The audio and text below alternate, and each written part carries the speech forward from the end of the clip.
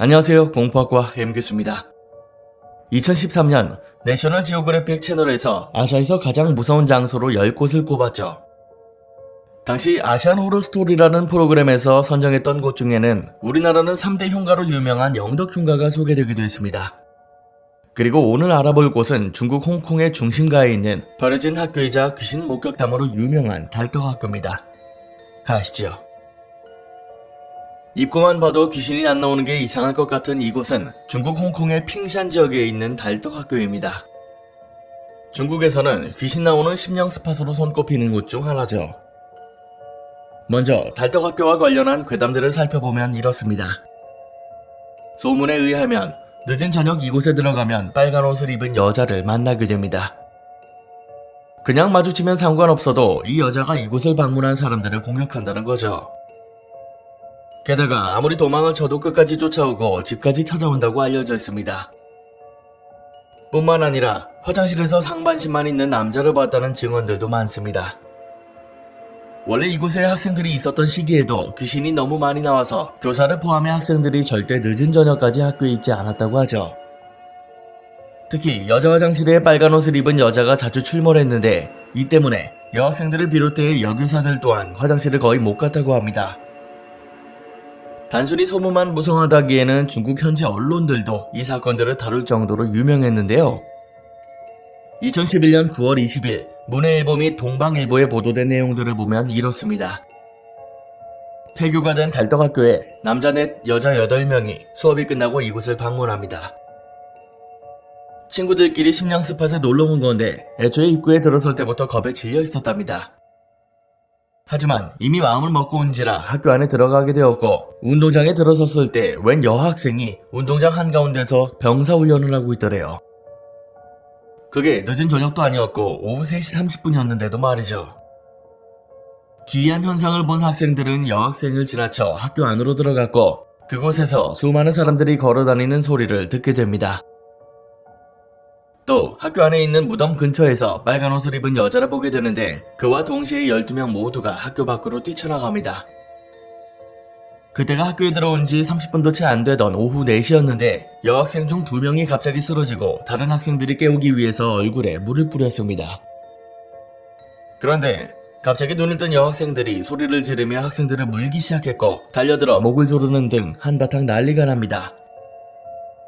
결국 경찰에 신고하면서 이 사건이 보도가 되었던 건데 기절했던 여학생들이 말하길 물을 맞고 눈을 떴을 때 옆에 있던 친구가 아니라 긴 머리에 얼굴이 없는 사람이 앞에 있었다고 말합니다. 이 때문에 살기 위해서 그들을 공격했던 거였죠. 문제는 어찌나 심하게 난동을 피웠는지 주변에 있던 칼까지 사용했는데 이 여학생이 휘두른 칼에 한 명이 죽는 일까지 발생합니다. 결국 달떡학교에 들어간 학생 둘이 미쳐서 사람 하나를 죽였다는 기사였습니다. 그렇다면 이렇게 섬뜩한 일이 발생하는 달떡학교는 원래 어떤 곳이었을까요? 달떡학교는 1931년 설립된 초등학교로 1961년 지금의 2층 건물로 학교를 이사합니다. 당시에도 귀신이 나온다는 소문이 많았는데 그 이유에는 몇 가지 설이 있죠. 먼저 원래 이곳은 전쟁 당시 일본과 영국군에 저항하던 이들의 무덤이었다는 겁니다. 포로로 잡힌 중국인들이 이곳에서 학살당했고 그 시신들을 죄다 이곳에 묻어서 원래는 공동묘지였다는 거죠. 이와는 반대로 학교 교장에 빨간 옷을 입고 여자 화장실에서 목을 매 죽었다는 설도 있습니다. 이 때문에 자꾸만 학교 안에서 빨간 옷을 입은 여자가 목격된다는 거죠. 현지인들의 말에 따르면 학교가 운영되던 당시 하루가 멀다고 귀신 소동이 있었다고 하죠. 하지만 중국 사이트를 조사해보니 당연하게도 이런 이야기는 소문에 가까울 뿐이었습니다. 하도 귀신 이야기가 많으니까 중국 심령 전문가들이나 연구가들이 이곳을 조사했습니다. 이 학교를 졸업한 학생들부터 찾아다니며 진위 여부를 따져보죠. 약 10명의 졸업생들을 취재한 결과 실제로 당시에도 귀신 소동이 있긴 했답니다. 빨간 옷을 입은 귀신 이야기가 대부분이었고 마을에서도 유명했다고 하죠. 문제는 실제로 그런 귀신을 봤다는 학생들은 적었다는 겁니다. 그냥 우스갯소리라고 생각하는 학생들이 대부분이었다는 거죠. 일제강점기나 영국 지배 시절에 사람들이 죽었다는 것도 거짓이었고요. 1998년 입학 정원 미달로 학교가 문을 닫게 된 것이며 주변에 경비원들을 배치해 학교 부지를 관리하고 있습니다. 뿐만 아니라 각종 영화나 드라마 촬영을 위해 학교 부지를 빌려주는 사업도 하고 있습니다. 물론 워낙 심령 스팟으로 유명하다 보니 이곳을 방문하는 사람들도 많습니다. 그들이 찍은 사진들을 보면 대부분 음침하고 무서운 장면들이 많지만 촬영지로 쓰이기 때문에 실제로는 바닥도 깨끗하고 관리도 나름 잘 되고 있습니다. 즉, 여느 우리나라의 흉가와 비슷하게 그냥 심령체험 장소에 불과하다는 게 결론입니다. 그렇지 않은 곳들도 있지만 대부분 흉가로 소문난 곳들은 이렇듯 사람들에게 의해 만들어지는 경우가 많습니다. 어두운 저녁에 버려진 건물에 들어가면 안 무서우는 게 이상하니까요. 물론 이런 데는 귀신이 있을 것 같긴 해서 당연히 안 가겠지만 말입니다. 옛날 역사에서 기근은 말로는 다할 수 없을 정도로 처참한 것이었다. 텐메이 시대 1781년에서 1788년 사이의 전국적인 대기근 때의 이야기는 차마 눈을 뜨고 보기 힘들 정도의 것들이 남아있다. 1782년 이 해는 3월 무렵부터 비가 내리기 시작해 7월까지 계속해서 내렸다. 그 탓에 겨우 심었던 벼가 썩거나 홍수에 쓸려 떠내려갔다. 그 전해에도 그 전전에도 비 때문에 농작물이 썩고 떠내려갔으며 전답이 모두 손상된 상태였다. 어쩌면 흉작은 이미 그 무렵부터 시작되었는지도 모른다. 겨울이 되면 갑자기 따뜻해져 유채꽃이 흐드러지게 피고 죽순이 자라 사람들이 놀랐다고 한다. 하지만 그것도 잠시여서 해가 바뀌자 갑자기 추워져 그 추위는 심지어 여름까지 이어졌다. 7월, 태양이 뜨겁게 내리쬐어 지옥같은 더위가 계속되었다. 사람들은 무엇인가 이상한 징조가 일어나고 있다는 것을 느끼고 겁에 질리기 시작했다. 그리고 그 예감은 맞아들었다. 8월, 땅이 갈라지는 엄청난 소리와 함께 아사마산이 폭발했다. 용암은 마을에 흘러내려 사망자의 수는 셀 수 없을 정도였다. 화산재 때문에 강의 흐름이 바뀌었다는 이야기가 있을 정도의 엄청난 화산 폭발이었다. 그리고 끝없이 비가 내리기 시작했다. 농작물은 썩고 열매는 제대로 익지도 못한 채 나무에서 떨어졌다. 그럼에도 사람들은 손바닥만큼의 땅에서라도 농작물을 수확하려고 했지만 그것을 비웃듯 엄청난 소리가 내렸다. 사람들은 혼이 빠져 모든 것을 포기했다. 굶주림이 찾아온다. 이번 2년간 계속되었던 흉작은 더욱이 심해졌다. 온갖 식물의 뿌리는 다 캐먹고 짚을 갈아 가루로 먹어가며 사람들은 연명했다. 개나 말 같은 동물도 잡아먹고 종이를 먹는 곳도 있어 절의 경전을 모두 먹어치웠다. 어느 영주는 백성의 끔찍한 모습을 보며 가슴 아파하며 기근을 버티는 방법을 농민들에게 가르쳤다고 하지만 그것은 진흙이나 배설물을 익혀먹는 방법이었다. 그러나 거기에 이르러서도 기근은 그치지 않았다. 마침내 사람이 사람을 잡아먹는 날이 왔다. 어느 집에 눈보라를 헤치고 한 여자가 들어왔다. 실례합니다. 이 집 할아버지가 돌아가셨다고 들었습니다.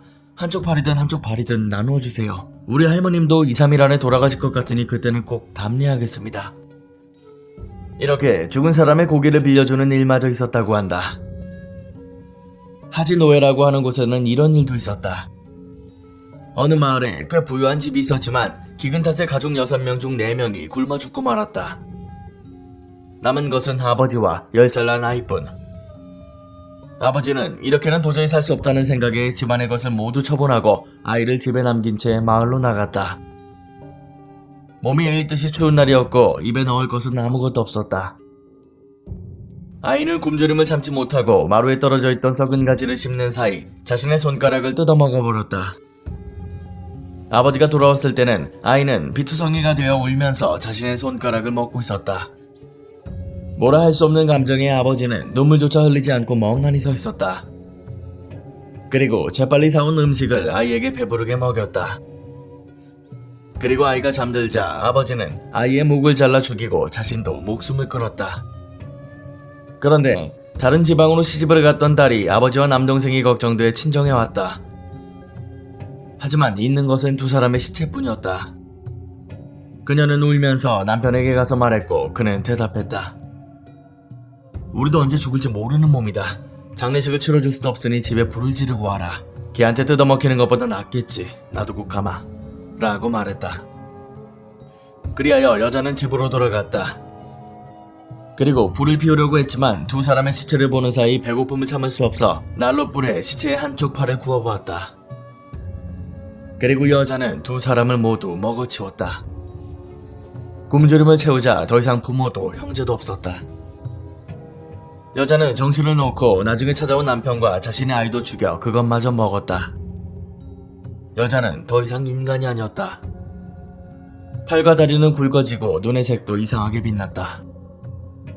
머리카락을 흐트리며 들판을 헤매며 시체를 찾아 방황했다. 기근 때문에 죽인 사람의 수는 헤아릴 수 없었고 들개들이 몰려다니는 것에 가면 사람의 시체는 얼마든지 있었다. 그러다 마침내 여자는 살아있는 아이들에게도 손을 대기 시작했다. 도저히 내버려둘 수 없게 된 마을 사람들은 모여서 여자를 쫓아냈다. 하지만 마을 사람들은 너무나도 불안했고 오히려 잡아먹힐 것만 같았다. 간신히 여자를 산속으로 쫓아냈지만 이번에는 나무를 캐러 간 사람들을 덮쳤다. 결국 마을 사람들은 사냥꾼을 불러 여자를 총으로 쏴 죽이고 말았다. 살아있으면서 귀신이 되었던 여자 이야기다. 히라가초라는 곳에도 비참한 이야기는 남아있다. 어느 강 아래 절벽에 갓난아이를 버리게 되었다. 그 벼랑은 무너지기 쉬워서 기어오를 수 없었기 때문에 언제부터인가 거기에 버리게 된 것이었다. 아직 살아있는 아이를 버리는 것이기 때문에 울며 외치며 벼랑을 기어오른다. 하지만 흙이 무르기 때문에 바로 무너져 떨어진다. 그런데도 갓난아기들은 어미의 젖을 그리워하며 기어오르는 것이다. 어리고 얇은 그 손가락에 피가 스며들고 이윽고 힘도 다해 울음소리도 점차 가늘어진다. 아침이 되면 까마귀가 먹구름같이 달려들어 눈을 쪼아먹고 배를 갈라 그것까지 쪼아먹는다. 그리고 어느 밤 한 명의 노파가 아이들에게 끌려와 벼랑 위에 왔다. 살려다오, 살려다오. 이제는 다시는 뭘 먹고 싶다고 말하지 않을게. 노파는 울부짖었다. 아들은 듣지 않는다. 그리고 비정하게도 울부짖는 노파를 벼랑 아래로 밀어 떨어뜨렸다. 강가에 굴러떨어진 노파는 한동안 숨을 쉴 수 없었지만 간신히 근처를 둘러보고 몸을 떨었다.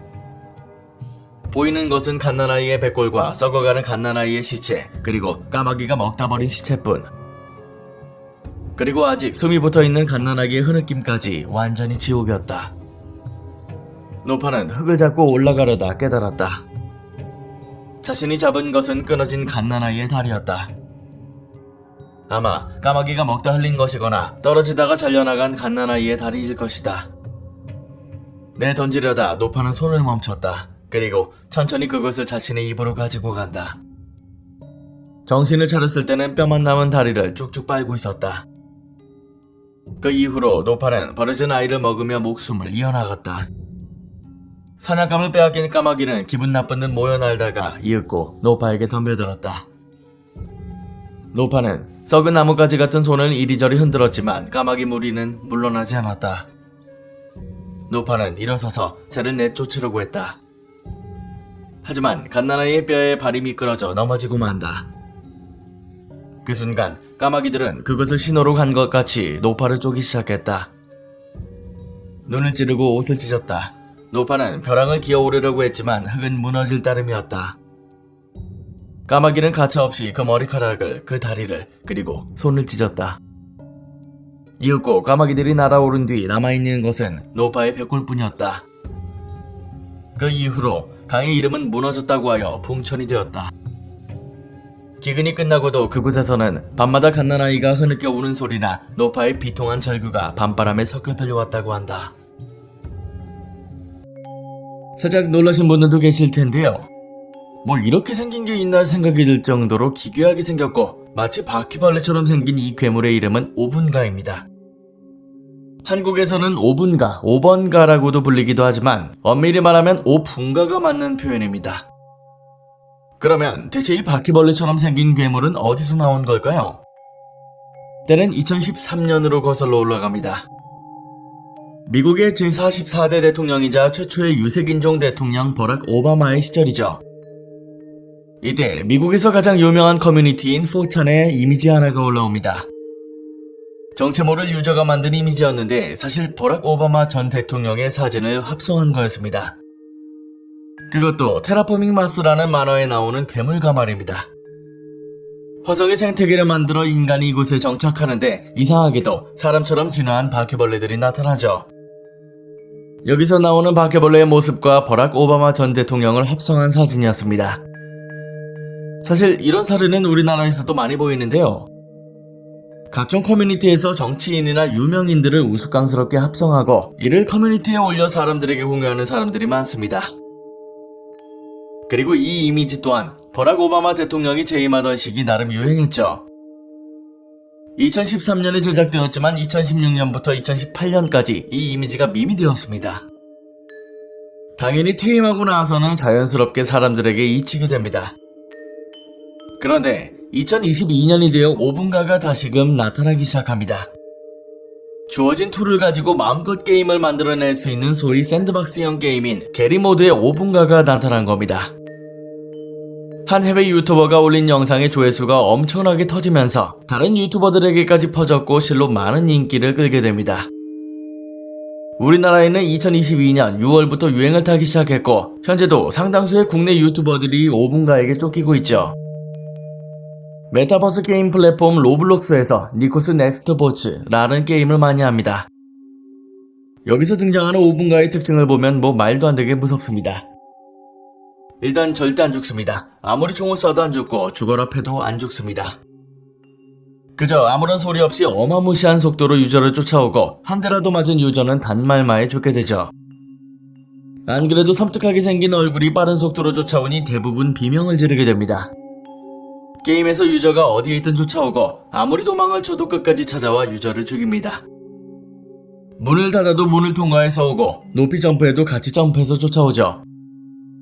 별거 없는 공포 게임이라고 할지라도 저렇게 생긴 게 계속 쫓아오니까 게임하는 입장에서는 더욱이 재밌을 수밖에 없습니다. 이러다 보니 게임은 점점 더 발전하고 있는데요.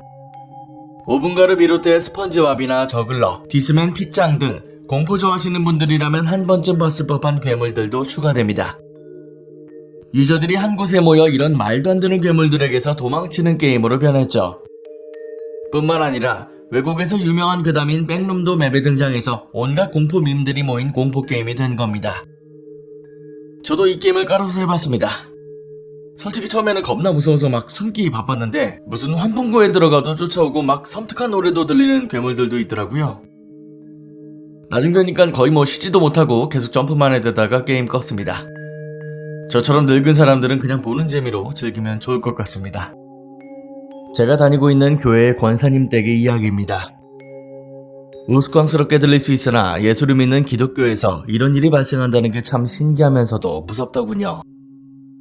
아마 교회를 다니시는 분들은 아시겠지만 자신이 다니던 교회는 잘 옮기지 않습니다.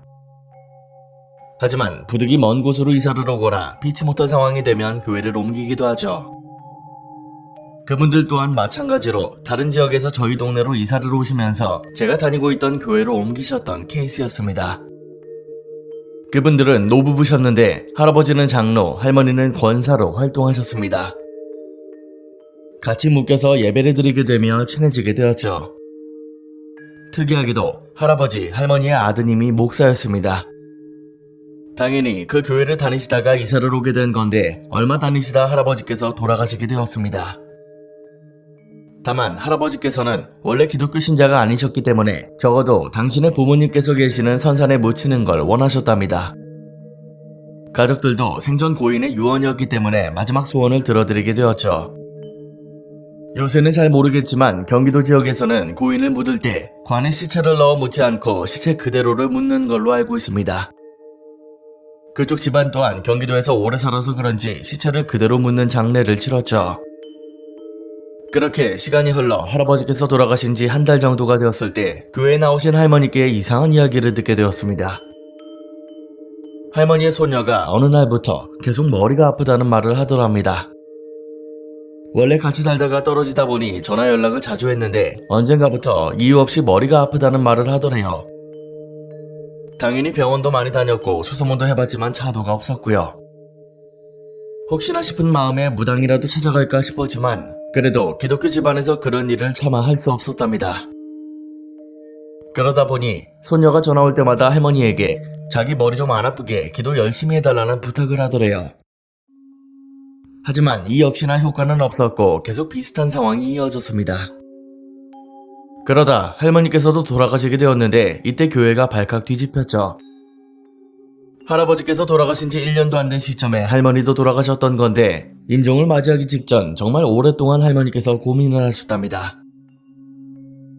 유교 문화인 매장 장례법을 따를 것인가 아니면 기독교식을 따를 것인가 말이죠. 그러다 문득 자식들에게 그래도 내 영감과 같이 묻히고 싶다는 말을 하셨다는 겁니다. 목사인 아들이 그 꿈 알렸지만 이미 할아버지께서도 묻히신 마당에 더 이상 강요할 순 없었습니다. 다만 관도 없이 시체를 그대로 땅에 묻었기 때문에 땅을 다시 파려니 그게 너무나도 무섭더랍니다. 그래서 자식들도 다 다른 곳에서 기다리고 목사 아들만 그 자리에 있었죠. 그런데 땅을 한참 파고 시체가 드러나기 시작할 때 아들이 기겁을 하고 쓰러졌답니다. 묘지 작업을 하던 인부들 또한 놀라서 삽질을 멈췄고요. 일어나서 자세히 보니 할아버지 시체, 그러니까 할아버지 머리 쪽에 쓰레기가 잔뜩 있더랍니다. 그것도 묘지 작업하다가 먹은 음식물 봉투랑 이것저것 잡다한 게 있더래요. 목사님이 놀라서 이게 뭐냐고 물으니까 인부들은 아무 말도 안 하고 있었고요. 대체 묘자리에 왜 쓰레기가 나오냐고 재차 추궁하니 그제서야 단서를 주더랍니다. 할아버지를 묻을 당시 묘지 작업, 소위 달구지라는 작업을 합니다. 쉽게 말해 묘가 거의 완성되었을 때 묘 위로 잔디를 덮고 이를 밟는 작업을 하죠. 이게 약간 웃기긴 하지만 이 작업을 할 때 인부들이 노잣돈을 달라고 한답니다. 보통 노잣돈이라고 하면 망자가 저승으로 가는 길에 쓸 돈을 말하는데 이걸 빌미로 고인에게 돈을 드리라고 하고 인부들이 그 돈을 챙기는 거죠. 보통 49제를 지낼 때 고인이 이불 수위에 돈을 깔아 놓으면 이를 절에서 가져가는 것과 비슷한 걸로 생각하시면 될 것 같습니다. 아무튼 당시 인부들이 노잣돈과 술, 안주를 달라고 했는데 교인이다 보니 차마 돈은 못 주겠고 먹을 것만 조금 줬답니다. 인부들이 기분이 나빴는지 싫은 티도 내고 틱틱댔는데 대체 그 돈을 왜 줘야 하는지 이해할 수 없어서 그냥 안 줬던 거죠. 그런데 거기 열이 받아서 마지막 묘지 작업을 할 때 시체 근처에 작업하다 나온 쓰레기를 버리고 함께 묻었던 겁니다. 틱틱대는 게 싫어서 다른 사람들이랑 작업을 하다 보니 그런 관례를 세세히 다 들을 수 있었던 건데 놀란 건 그뿐만이 아니었습니다. 생각해보니 할아버지께서 돌아가시고 나서부터 손녀딸이 머리가 아팠던 거죠. 그것도 아무런 이유도 없었고 CT를 아무리 찍어도 원인을 알 수 없는 통증이 말입니다. 곧바로 쓰레기를 치우고 할머니 시신을 안치했고 예전에 작업한 곳에 전화를 해서 따졌지만 당연히 그들은 모른다고 변명만 했고요. 신기하게도 쓰레기를 치우고 나니까 손녀딸이 언제 아팠냐는 듯 괜찮아졌답니다. 당시 이 이야기가 교회 사람들 사이에서 엄청 돌았는데 아무래도 기독교 이야기가 아니다 보니 절대 밖에서 함부로 말하지 말라고 하더군요. 아무튼 상황이 조금 이상하긴 했지만 무덤 잘 써야 한다는 말이 무슨 말인지 알게 된 사건이었습니다. 이야기는 여기까지입니다. 옛부터 묘지를 쓸 명당 자리 찾는 게 그렇게 중요한 일이고 비쌌다고 하죠. 흉지에 묘지를 쓰면 자식들이 대대손손 피해를 보게 된다는 건 풍수지리학적으로도 중요한 요소로 생각됩니다. 할아버지의 머리 쪽에 쓰레기들이 있어서 손녀의 머리가 아팠다는 게 참 신기하면서도 무섭네요. 장례를 못 치르는 방법이야 각기 다를 수는 있어도 기왕 하는 거면 진짜 잘해야겠다는 생각이 듭니다. 안녕하세요. 저는 지방에 있는 4년제 대학교에 재학 중인 학생입니다. 저희 학과에는 여러 연구실이 있는데 그중 하나는 인원수도 굉장히 많고 술자리나 연구실 MT 같은 친목 모임을 많이 하는 걸로 유명합니다. 인원수가 워낙 많다 보니 제 친구들도 다수 그 연구실에 소속되어 있죠. 불과 2달 전인 6월에 그 연구실에서 MT를 가게 되었는데 그때 발생했던 사건입니다. 종강을 한 그 주 주말에 연구실에서 MT를 가기로 했답니다.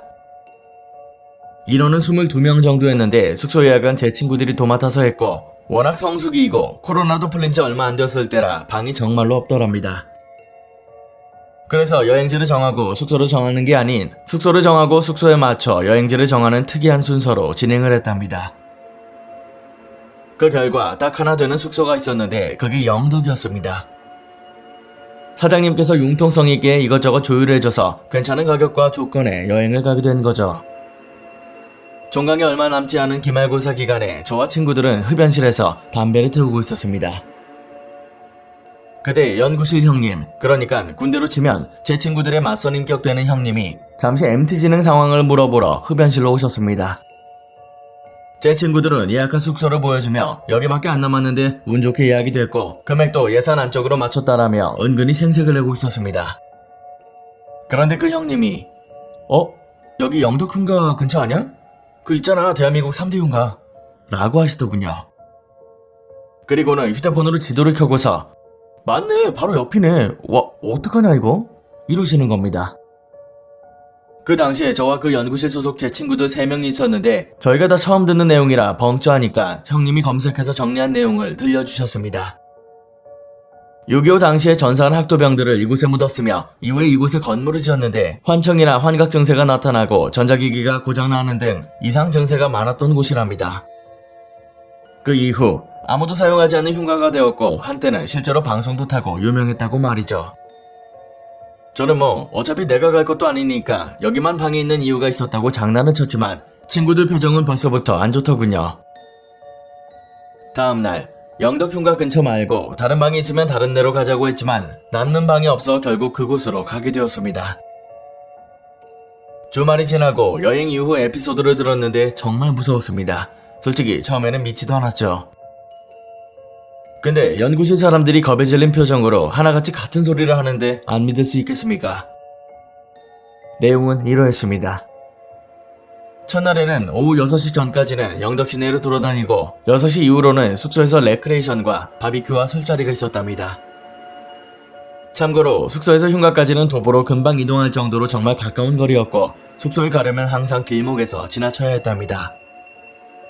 어쨌든 한창 술을 먹고 있는데 어떤 여학생이 자꾸 두통을 호소하더랍니다. 연구실 사람들은 이 친구의 주량도 알고 있었고 실제로 술도 별로 먹지 않은 상태여서 단순히 컨디션이 안 좋은 줄 알고 타이레놀을 먹고 방에 들어가 쉬라고 했답니다. 이 친구도 처음에는 방에 안 들어가려고 하다가 점점 상태가 안 좋아져서 방에 들어가 쉬었답니다. 그리고 다음날 일정에서도 그 여학생이 자꾸 머리가 아프다길래 점심을 먹고 그 친구만 숙소에서 쉬고 나머지 인원들은 해변가에 놀러 갔답니다. 그리고 7시쯤 숙소로 돌아와 똑같이 술을 진탕 먹고 다음날 일어났습니다. 다시 학교로 출발하기 전 마지막으로 인원 체크를 하는데 한 명이 비더랍니다. 인원 체크를 해보니 머리가 아프다던 그 여학생이 없었던 거죠. 핸드폰으로 전화를 해보니까 핸드폰과 가방은 숙소에 있고 그 여학생만 실종된 상태였습니다.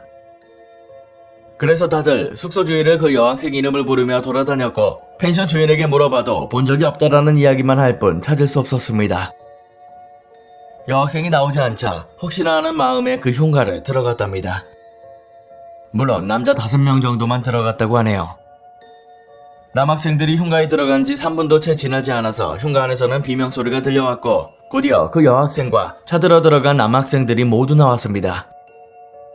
여학생은 그곳에 쓰러져 있었고 거기서 왜 자고 있었냐고 물어보니 본인은 전날에 머리가 아파서 분명 방에서 잤는데 깨워서 눈을 떠보니 흉가였다고 합니다. 다들 겁에 질려서 학교로는 차 안은 조용했고 도착 후 일부 학생들이 여학생에게 악귀가 끼었을 수 있으니 무당집이라도 찾아가 보라고 권유했지만 다행히도 그 이후 두통은 잠잠해졌고 별탈은 없었다고 하네요. 평소에 귀신의 존재는 믿지만 경험하거나 본 적은 단 한 번도 없었는데 제 주위에서 이런 일이 일어나니 굉장히 놀랐습니다. 다들 너무 저렴한 숙소나 희한하게 성수기 때 방이 남는 숙소는 다시 한번 알아보시고 가시는 걸 추천드립니다. 이야기는 여기까지입니다. 영덕 흉가의 경우 사실 이런저런 괴담들이 진짜 많습니다.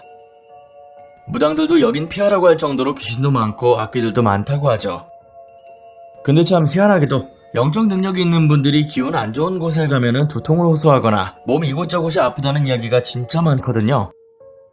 아마 이분도 그랬던 게 아닐까 싶기도 하고 더욱이 자신도 모르게 흉가에 자고 있었다는 게 진짜 섬뜩하긴 하네요. 눈 떠보니 영덕 흉가면은 오줌부터 나올 것 같습니다. 빨간 사람을 부르는 방법. 빨간 사람이 누구인지 자세히 나와 있진 않지만 이 강령술을 해본 사람들은 분명 섬뜩한 누군가라고 말합니다. 그리고 그를 부르기 위해서는 몇 가지 준비물이 필요하죠. 먼저 양초 5개를 준비하고 사람 모양으로 잘라낸 종이가 필요합니다. 빨간 립스틱 혹은 크레파스와 가위, 검은색 펜이 있으면 됩니다. 혹자는 사람 머리카락이 함께 있으면 확실히 빨간 사람을 더 볼 수 있다고 하죠. 강령술은 날이 저물고 새벽까지의 시간에 해야 됩니다. 사람 모양의 종이를 꺼내어 좌측에는 자신의 이름을, 우측에는 루베우스라고 작성합니다. 이때 루베우스는 빨간 사람을 뜻하는 일본어입니다. 그리고 거울 하나를 가져와 빨간 립스틱으로 눈 모양을 그립니다. 눈 모양은 거울의 중심에서 꼭대기 사이에 그려야 됩니다. 그리고 종이 인형을 마주보듯 세워두는데 좌측에는 눈을 그린 거울을, 우측은 별도의 거울을 세웁니다. 2개의 거울이 종이 인형을 반반으로 비치도록 말이죠. 그리고 주변에 양초를 둬야 되는데 12시, 2시, 5시, 7시, 10시 방향으로 불을 붙여놓으면 됩니다. 그리고 강령술을 하는 사람은 종이 인형을 중심으로 서서 의식을 준비합니다. 이제 눈을 감고 천천히 뜨면서 눈을 그린 거울을 향해 빨간 사람을 이미지화하면 됩니다. 마치 빨간 사람이 거울에 비치는 것처럼 사람 형상을 그리는 건데 제발 방문해주세요. 나는 여기서 움직일 수 없습니다. 라고 6번 외치면 됩니다. 그리고 양초를 12시 방향부터 7시, 2시, 10시, 5시 순서로 불을 끕니다. 만약 빨간 사람을 조금이라도 빨리 만나고 싶다면 눈을 그린 거울을 현관과 가까운 위치에 설치하면 된다고 하는데요. 강령술을 하며 주의해야 될 사항도 있습니다. 사용 후에 양초와 종이는 반드시 땅에 묻어야 됩니다. 강령술을 하는 도중에 거울이 갈라지거나 뭔가 비쳤다면 반드시 중단해야 되죠. 그리고 절대 햇빛이 거울에 비추면 안 되고 자신의 신체 전부가 거울 안에 비치지 않도록 해야 됩니다. 이 모든 사항을 잘 지키면 늦어도 일주일 안에 빨간 사람을 만날 수 있고 빠르면 그날도 나타난다고 하죠. 자, 루베우스라고 하는 이 강령술에 대해 조금 더 깊이 알아볼 필요가 있겠죠. 기존 우리가 알고 있던 강령술과는 양상이 조금 다릅니다. 우선 빨간 사람이라고 하는 괴물 혹은 귀신이 뭔지 자세히 나와 있지 않죠. 더군다나 우리가 아는 괴물 중에는 빨간 사람을 연상케 하는 것도 별로 없습니다. 거울을 이용한 강령술을 많으나 대부분 4, 5세기와 연결하는 매개체로 사용하는데요. 이 강령술 또한 그런 이유로 보이고 몸 전체가 거울에 비치지 않아야 되는 걸로 보아 또 다른 세계에 갇혀버리게 되는 것을 암시하는 것 같습니다. 거울이 갈라지거나 이상한 존재가 비친다는 건 부르고자 한 빨간 사람이 아닌 다른 존재를 뜻하는 것 같고요. 무엇보다도 빨간 사람을 소환하는 궁극적인 목표가 나와 있지 않습니다. 소원을 빌거나 궁금한 걸 물어본다던가 하는 보통의 목적이 없죠. 즉, 그냥 빨간 사람이 나타나서 그걸 구경하는 걸 텐데요. 그러다 보니 뭔가를 요구하기 위한 희생될 재물도 없습니다. 양초를 두는 위치나 제거하는 순서도 복잡하고 거울도 2개나 동시에 둬야 하는 등 귀찮은 게 많아요. 별다른 후기도 없는 걸로 보아 효과가 있는지도 의문스럽고요. 일본 애들은 참 별걸 다 하는구나. 넘어가시면 되겠습니다. 예전부터 연애할 때 모텔에 다닌 적도 많았지만 최근 2년 전부터는 혼자서 모텔에 가는 경우가 많습니다. 대부분 일 때문에 가긴 했지만 잠깐 쉬는 시간에 모텔에 가서 영화도 보고 맥주도 마시고 쪽잠을 자기도 했죠. 제가 머물렀던 모텔들은 대부분 오래된 건물이 많았는데 희한한 건 대부분의 이런 모텔들은 새로 단장한 곳들이 많았다는 거죠. 이름도 바꾸고 리모델링해서 신식으로 바꾼 곳들이었는데 그중에 19은 검색을 해보면 이전 기록이 나왔습니다. 가령 새로운 이름이 A라면 음식 주문할 때 현 위치로 주소를 찍으면 이전 모텔의 이름 B가 나오는 일이 많았거든요. 이런 적이 많다 보니 하도 궁금해져서 자주 가던 모텔 사장님께 물어봤습니다. 그랬더니 하시는 말씀이 그 전에 안 좋은 일이 일어났던 곳들이 대부분이라고 하더군요. 즉 사람이 죽거나 이외의 사고가 생기면 리모델링을 하는 곳이 10중 8구라고 말이죠. 물론 이런 이야기를 종사자분에게 직접 들었을지언정 모텔에 가는 것을 끊기는 어려웠습니다. 당장 마음 편히 쉴 곳도 없었고 지방에서 근무할 때는 더더욱이 그랬죠. 아무튼 그러다 보니 별의별 모텔들을 다 가봤는데 어떤 곳은 내 집처럼 편하고 개운한 곳들도 있습니다. 반면에 자는 것만으로도 찝찝한 기분이 드는 곳도 있었고 술을 빌려 자려고 해도 잠도 잘 안 오는 곳들도 있습니다. 그러다 그날도 이전에 가본 적 없는 새로운 모텔에 가게 되었습니다. 모텔 방이야 다른 곳들과 비슷했는데 뭐랄까 방 전체에 곰팡이 냄새, 소위 호레비 냄새가 진동하더군요. 그래서 창문도 열어두고 모기 잡는 스프레이도 이곳저곳 뿌려댔습니다. 찝찝한 기분도 들었지만 오늘만 자고 다음에 안 올 생각으로 버텼죠. 여느 때처럼 편의점에서 사온 도시락과 맥주를 마시며 영화를 보는데 당장 내일 또 출근해야 하니 대충 정리하고 잠에 들었습니다. 하지만 잠이 잘 오지 않았고 한참을 뒤척이다 담배나 필 겸 창문을 열었습니다. 그렇게 창가에 기대서 담배를 태우는데 TV 쪽 벽지가 벗겨진 게 눈에 들어오더군요. 분명 영화 볼 때는 못 봤던 거라 저게 뭘까 불을 켜고 살펴봤습니다. 그리고 너덜거리는 벽지를 들춰보니 그 안에 있던 부적을 발견했죠. 처음에는 한 장만 보였는데 더 들춰보니 부적만 2장이 있더군요. 그냥 이유도 없이 몸에 소름이 돋았습니다. 어찌되었든 잠은 자야 하니 일단 자고 빨리 나가자는 생각으로 침대에 누웠습니다. 그런데 아무리 잠을 청해도 그날따라 자다가 깨고 자다가 깨고를 반복했습니다. 그러다 어느 순간 제 두 눈이 갑자기 떠지더니 모텔방이 전부 보이는 말도 안 되는 일이 생기더군요. 가위에 눌린 건가 한참을 멍하니 있으니 적막한 방 안에 문을 다급하게 열려고 하는 문고리 돌리는 소리가 울려 퍼졌습니다. 문고리가 돌아가는 소리와 문을 열기 위해 밀어붙이는 덜컹거리는 소리가 온 방 안에 울려 퍼지는데 그걸 약 5분가량 몸도 못 움직이고 듣고만 있었습니다. 그러다 기절을 한 건지 뭔지 눈을 떠보니 아침이 되어 있었죠.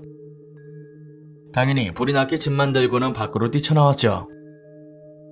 문제는 이게 여기서 끝나지 않았다는 겁니다. 이때 겪은 이상한 경험 때문에 모텔에 가기가 너무나도 꺼려졌는데 안 될 놈은 뒤로 넘어져도 코가 깨진다고 며칠 뒤 그 방에 다시 갔습니다.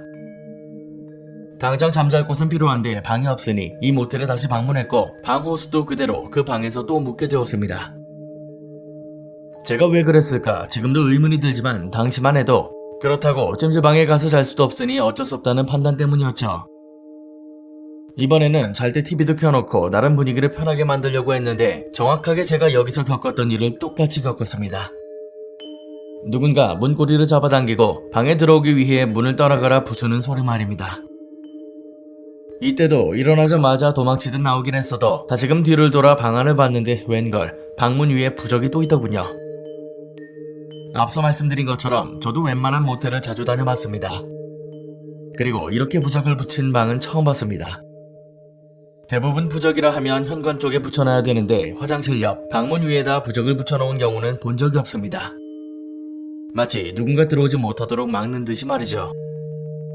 이걸 가지고 사장한테 따질 수도 없고 왜 그러냐고 물을 수도 없으니 당연히 그냥 다시는 오지 않겠다는 똑같은 결심만 하고는 모텔을 나섰습니다. 전국 모텔을 돌아다니며 겪었던 곳 중 가장 기억에 남는 곳입니다. 그리고 이와는 별개로 전북 익산에 있는 모텔에서도 섬뜩한 경험을 했었죠. 그때가 펜싱 국대 선발전을 할 때였는데 전국 각지에서 사람들이 방문해 방이 없었습니다. 그래서 외진 곳에 있는 모텔을 예약하게 되었는데 외관도 너무 허름하고 방도 구식이고 하물며 복도도 음침한 곳이었습니다. 그래도 뭐 하루만 자면 되니 그냥 자자는 심보로 방에 들어갔는데 잠을 자고 있는 내내 누가 창문을 두드리는 겁니다. 저는 잠잘 때 항상 창문을 약간 열어두는데 자는 내내 창문 두드리는 소리가 들리더군요.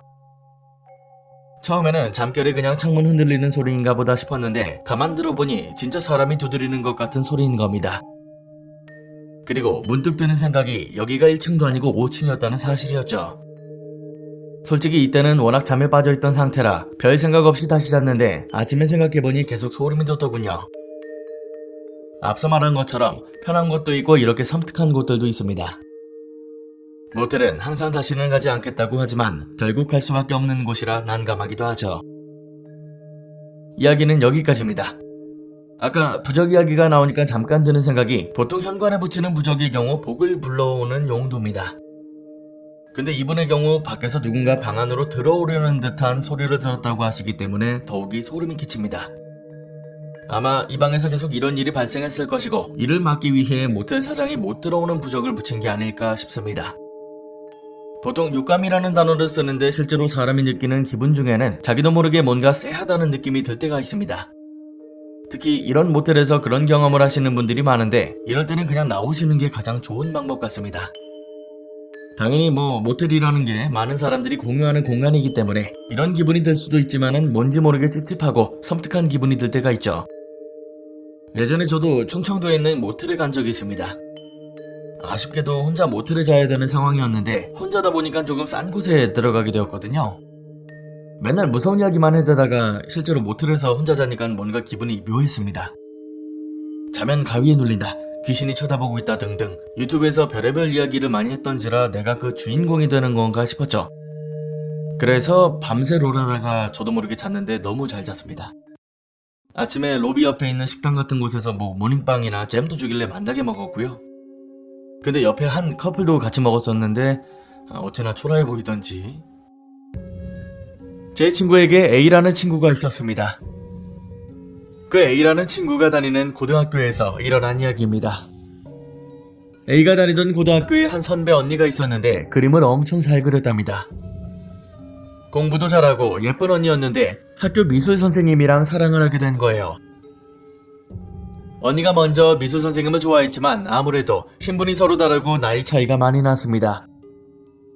그래서 선생님이 극구 거절했지만 결국 연애를 하게 되었고 나중에는 선생님이 학생을 더 좋아할 만큼 서로 애틋하게 되었습니다. 그런데 언니가 고등학교를 졸업하고 대학에 가게 되면서 미팅이다 소개팅이다 자기 또래의 남자들을 만나게 된 겁니다. 그러다 보니 나이 많은 미술 선생님에게 점점 실증을 느끼게 되었습니다. 그리고 미팅에서 만난 남자와 사귀게 되면서 이별을 고했던 거죠. 하지만 선생님 입장에서는 언니를 너무나도 사랑했고 훗날 둘이서 결혼까지 생각하고 있었던지라 상심이 컸답니다. 매달리고 애원도 했지만 언니는 매번 자기 거절했고요. 아무리 매달려도 소용이 없자 결국 언니를 포기한 것처럼 연락이 끊겼습니다. 한동안 연락도 없었고 눈앞에 보이지도 않았죠.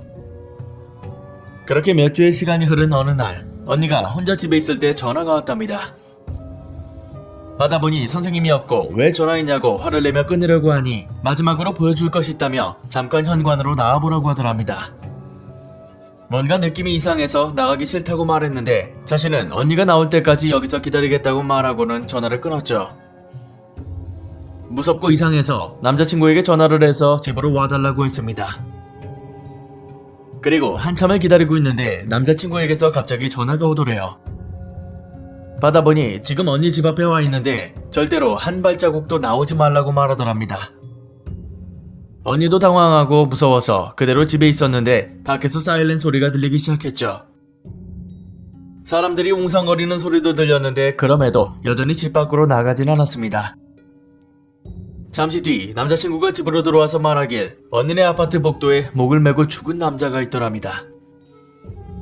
언니의 변심에 괴로워하던 미술 선생님이 언니네 집 현관 앞에서 전화로 나오라고 한 뒤 목을 매 자살을 한 거였죠. 만약에 언니가 그 전화를 받고 현관 밖으로 나왔다면 문을 열자마자 정면으로 보이는 곳에 목을 매서 있더랍니다. 본인 때문에 내가 죽은 것이라고 직접 보여주는 것처럼 말이죠. 이야기는 여기까지입니다. 사실 저는 이 사건 알고 있긴 했습니다. 저도 노원에서 학교를 다녔기 때문에 이 사건이 두고두고 학생들 사이에서 회자되었거든요. 오랜만에 인터넷에서 이 글 보니까는 바로 생각나서 검색했는데 뉴스 기사도 그대로 있더라고요. 이게 노원구에 있는 용땡여고에서 있었던 일이고 당시에는 교통사고로 선생님이 돌아가신 걸로 퍼졌었어요. 근데 이게 뉴스에 나오면서 다들 그게 아니라는 걸 알게 되었죠. 짝사랑하던 제자를 스토킹한 선생으로 소문이 났었는데 이 이야기가 맞는지 아니면 진짜 스토킹이 맞는지 모르겠습니다. 다만 당시에는 학교 측에서 쉬쉬하려고 그냥 교통사고라고 했고요. 그리고 학생이 받은 전화에 교사가 내일 아침에 놀라운 일이 벌어질 것이다 라고 말했다고 하죠. 뭐가 진실인지 몰라도 당사자에게는 엄청 큰 충격일 겁니다. 그나마 다행인 건 문을 안 열었으니 망정이죠. 오늘 영상은 여기까지입니다. 재밌게 봐주셨다면 공포학과의 수강 신청 부탁드립니다. 공포학과 M교수였습니다.